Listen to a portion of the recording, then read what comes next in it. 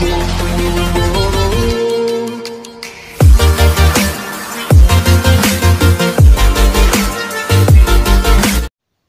Morning dear student. आज के video में हम कक्षा 7वीं अध्याय 5 कोष्ठकों का प्रयोग यूज़ ऑफ ब्रैकेट्स इसके बारे में देखेंगे। तो चलिए हम किसी भी चीज़ को अगर हमको सरल करने के लिए दिया रहेगा तो हम कौन से नियमों को फॉलो करके उसको हल करेंगे देखते हैं। तो आप लोगों के बुक में ये नियम दिया हुआ है यहाँ पर, जिसको बोला जाता है बोधमास का नियम। तो इसमें इसका फुल फॉर्म होता है बी का ब्रैकेट यानी कोष्ठक, ओ का होता है ऑफ यानी का, इसको आप गुणा भी बोल सकते हैं। डी का होता है डिवीज़न यानी भाग, एम का होता है मल्टीप्लिकेशन यानी गुणा, ए का मतलब होता है एडिशन यानी योग जोड़ना, एस का मतलब फुल फॉर्म होता है सब्ट्रैक्शन यानी घटाना। तो ये क्रम वाइज दिया हुआ है, यानी कोई भी इक्वेशन हमको दिया रहेगा या समीकरण हमको दिया रहेगा तो सबसे पहले हम किसको सॉल्व करेंगे, ब्रैकेट को सॉल्व करेंगे। यानी पहले हम ब्रैकेट को हल करेंगे, उसके बाद में का, उसके बाद में डिवीज़न यानी भाग को, फिर गुणा को, फिर योग को, फिर घटाना को। तो देखो यहाँ पे इसको याद करने का एक तरीका भी दिया हुआ है। इंग्लिश में हम इसको याद कर सकते हैं बोधमास रूल से। और यहाँ पे दिया है कोका भागु योद्ध, यानी को यानी कोष्ठक, का माने का, भा माने भाग, गु माने गुणा, यो माने होता है योग और घ माने घटाना। ठीक है बच्चों, तो चलिए हम आज के वीडियो में प्रश्नावली 5.2 के कुछ प्रश्नों को हल करके देखते हैं। तो जैसे कि यहाँ पे दिया हुआ है प्रश्नावली 5.2, तो प्रश्नावली 5.2 के फर्स्ट क्वेश्चन को हम सॉल्व करके देखते हैं, जिसमें दिया हुआ है 2a + 4a + 5b। इसको कैसे हल करेंगे, जैसे यहाँ पे दिया हुआ है ये प्रश्न। तो सबसे पहले हम इसमें क्या करेंगे, कोष्ठक को हल करेंगे। अभी हमने देखा है सबसे पहले कोष्ठक, फिर भाग, फिर गुणा, फिर धन और घटाना। तो पहले इस कोष्ठक को हम हल करेंगे। तो 2a तो वैसे ही रहेगा क्योंकि हम सबसे पहले किसको हल करेंगे, कोष्ठक को। तो इस कोष्ठक को हमको खोलना है, हटाना है।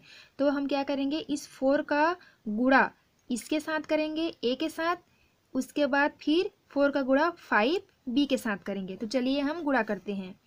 4 और a का गुणा कितना हो जाएगा, 4a, प्लस का गुणा प्लस 4 और 5 का गुणा कितना हो जाएगा, 20 हो गया, और b का b उतर गया। अब देखो इसमें 2a और 4a दोनों समान जाति के पद हैं, क्योंकि दोनों में a और a है, इसलिए ये दोनों आपस में क्या हो जाएंगे, जुड़ जाएंगे। तो 2a और 4a जुड़ करके हो गया 6a + 20b, ये हमारा उत्तर है। अब हम देख लेते हैं क्वेश्चन नंबर 3 को। इसमें दिया है 4x + 3 - 2x + 3, दोनों कोष्ठक के अंदर में है। तो सबसे पहले हम इस वाले कोष्ठक को हल करेंगे, उसके बाद इस वाले कोष्ठक को हल करेंगे। तो यहाँ पे जैसे मैंने लिखा है, तो इस वाले कोष्ठक को हल करेंगे। तो पहले कोष्ठक खोलेंगे। तो कोष्ठक खोलते हैं तो कैसे खोलते हैं, यहाँ पे चिन्हों का भी गुणा होता है। तो यहाँ पे कुछ नहीं है यानी धन है, तो धन 4x, धन 3। अब इस वाले कोष्ठक को खोलेंगे तो चिन्ह का गुणा भी होता है और यहाँ पे कुछ नहीं है यानी 1 है। तो माइनस और प्लस का गुणा -2x, क्योंकि वहाँ पे 1 है, 1 और 2 का गुणा करेंगे 2 ही आएगा, x उतर गया। माइनस और प्लस का गुणा माइनस होता है, तो माइनस ये हो जाएगा 3। अब उसके बाद में एक जाति के पद को एक साथ लिखते हैं, यानी ये एक से दोनों है, तो हम इसको क्या है एक तरफ लिख लेते हैं और +3 को हम इस तरफ लिख लेते हैं। अब यहाँ पे देखो ये +3 है, ये -3 है, दोनों क्या हो जाएंगे, कैंसिल हो जाएंगे, कट जाएंगे। यहाँ पे 4x में -2x जाएगा तो कितना बचेगा, 2x, ये हमारा आंसर। अब हम क्वेश्चन नंबर 6 देख लेते हैं। इसमें दिया हुआ है 4.5 + 2.5, कोष्ठक के अंदर में 3.5 + 8.5। तो इसमें हम क्या करेंगे, इस कोष्ठक को पहले हल करेंगे, यानी कोष्ठक को खोलेंगे। तो उसके लिए हमको क्या करना पड़ेगा, इसका गुणा इसके साथ और इसका गुणा इसके साथ करेंगे। तो चलिए हम इसको हल करते हैं। जैसे यहाँ पे मैंने लिया है तो यहाँ पे मैंने क्या किया, इतना को पहले हल करेंगे तो ये 4.5 तो जैसा का तैसा यहाँ पे उतर जाएगा।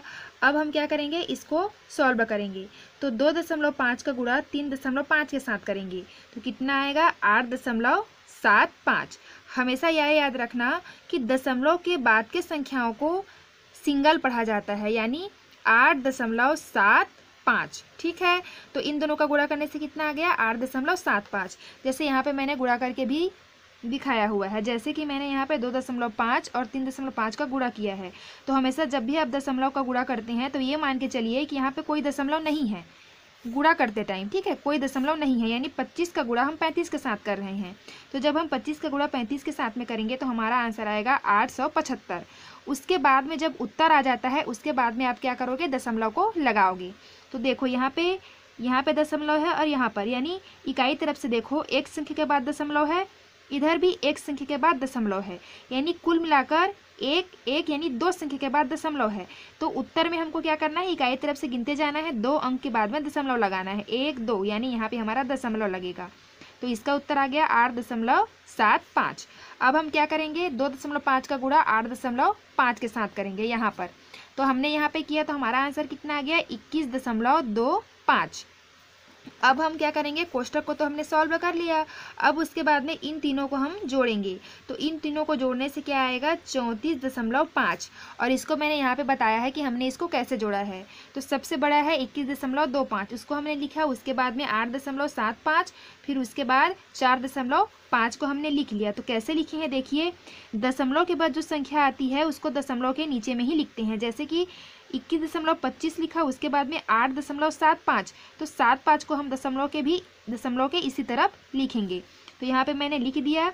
उसके बाद में हमने क्या किया, 5 और 5 को जोड़ा तो हो गया 10 का 0, हासिल आ गया 1, 5 1 6 और 6 1 7, 7 से 14 और इसमें का 1, 15 का 5 हासिल आ गया 1, 8 4 12 1 13 और ये हो गया 14 और हासिल 1, ये हो गया 2 1 3, यानी 34.50, या फिर हम इसको 34.5 भी लिख सकते हैं। ये हो गया हमारा आंसर। उम्मीद है आप लोग को ये चैप्टर, ये प्रश्नावली समझ में आया होगा। So thank you.